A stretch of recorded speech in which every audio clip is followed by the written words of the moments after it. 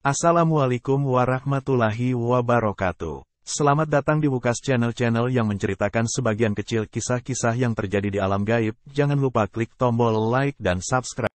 Wukas channel hanya merangkum liputan-liputan Ustadz Hakim Bawazir beserta kru SDG yang diupload ke media YouTube sekitar 1 tahun yang lalu. Agar tidak ketinggalan liputan terbaru Ustadz Hakim Bawazir beserta kru SDG, silakan subscribe channel YouTube beliau yang link channel YouTube-nya admin lampirkan di deskripsi video ini. Dan bagi sahabat syiar yang berminat membeli pernak-pernik SDG, parfum, serta berbagai macam produk lainnya, bisa mengikuti Instagram SDG Store atau bisa juga pesan langsung via WhatsApp ke nomor yang tertera di gambar berikut ini. Dalam video kali ini merupakan rangkuman liputan Ustadz Hakim bersama kru SDG sekitar 1 tahun yang lalu yang berlokasi di Pantai Cemoro Sewu, Yogyakarta. Liputan ini merupakan lanjutan misi Ustadz Hakim bersama kru SDG saat ingin menyelamatkan Rahyang Jayadharma. Tempat yang disiapkan oleh Pangeran Srindoyo adalah Pantai Cemoro Sewu ini. Di awal liputan, salah satu mediator yang bernama Dian Cepluk merasakan ada sesuatu yang ingin masuk ke tubuhnya. Dan benar saja, dengan sedikit bantuan dari Ustadz Hakim, masuklah sesosok makhluk ke tubuh Dian Cepluk. Ternyata makhluk itu adalah makhluk yang dulu menculik Rahyang Jayadharma.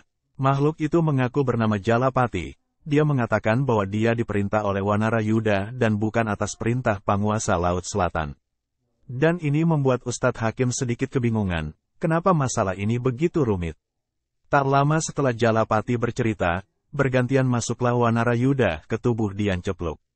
Dia mengatakan bahwa Rahyang Jayadharma dalam keadaan baik-baik saja. Lalu Ustadz Hakim bertanya di mana Rahyang Jayadharma sekarang. Wanarayuda hanya menyebut Srindoyo lalu keluar dari tubuh Dian Cepluk. Dan ternyata Pangeran Srindoyo juga telah masuk ke tubuh salah satu mediator yang bernama Heri Subagio.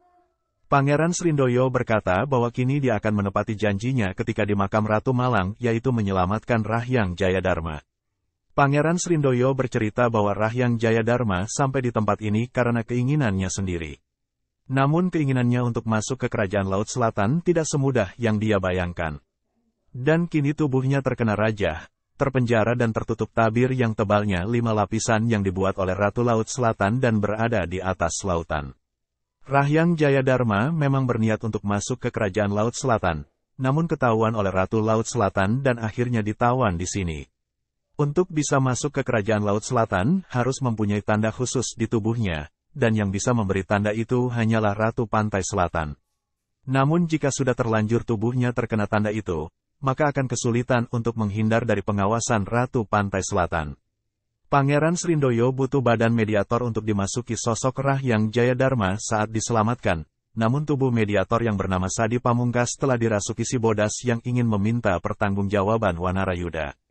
Pangeran Srindoyo berkata bahwa dia mempunyai tanda yang diberi oleh Ratu Kerajaan Laut Selatan dan bisa masuk ke Kerajaan Laut Selatan. Namun dengan adanya tanda itu di tubuhnya, dia harus bertugas menjadi penjaga di pantai-pantai Laut Selatan. Pangeran Srindoyo bisa menghancurkan tabir yang mengurung Rahyang Jayadharma, namun dengan hancurnya tabir itu maka tanda yang dia miliki juga akan ikut hancur. Ustadz Hakim berbicara kepada si bodas bahwa tubuh Sadi akan dipergunakan Pangeran Srindoyo untuk dirasuki Rahyang Jayadharma yang akan dia selamatkan, dan si bodas dipersilahkan untuk keluar dari tubuh Sadi Pamungkas. Akhirnya prosesi penyelamatan Rahyang Jayadharma pun dimulai. Pangeran Srindoyo menghancurkan tabir yang menyelimuti Rahyang Jayadharma dan menariknya ke bibir pantai untuk masuk ke tubuh Sadi Pamungkas. Dan akhirnya kini Rahyang Jayadharma telah terbebas dari tawanan Ratu Pantai Selatan.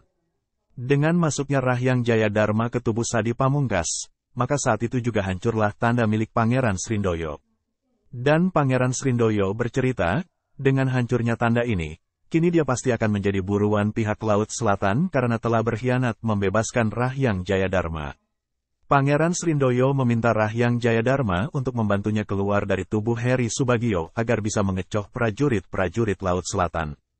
Dengan seiring keluarnya Pangeran Srindoyo dari tubuh mediator, masuklah sesosok makhluk ke tubuh Dian Cepluk dan mencari Wanarayuda. Ternyata yang masuk itu adalah Rahyang Jayawisesa. Dia mencari Wanarayuda untuk meminta penjelasan tentang kejadian ini semua. Saat Rahyang Jayawisesa berdialog dengan Ustadz Hakim, Rahyang Jayadharma juga sedang bercerita kepada kru SDG jika Aki Lodaya dan anak Maung Belang juga sudah terbebas. Sebenarnya anak Maung Belang memang ditugaskan untuk menjaga Rahyang Jayadharma selama di tawanan, karena ada kekhawatiran jika seandainya terjadi sesuatu, maka anak Maung Belang yang akan melaporkan kepada si Bodas. Ustadz Hakim sebenarnya meminta penjelasan kepada Rahyang Jayadharma tentang cerita yang sebenarnya, namun Rahyang Jayadharma belum mau bercerita. Hal itu dikarenakan lokasi di dekat pantai seperti ini terlalu beresiko.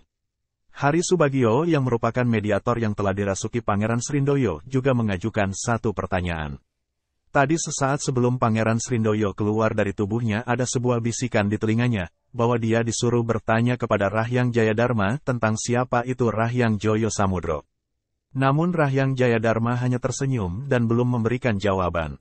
Setelah itu keluarlah Rahyang Jayadharma dari tubuh mediator dan berakhir pula liputan Ustadz Hakim di pantai Cemoro Sewu ini.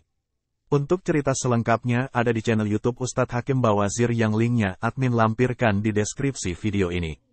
Terima kasih.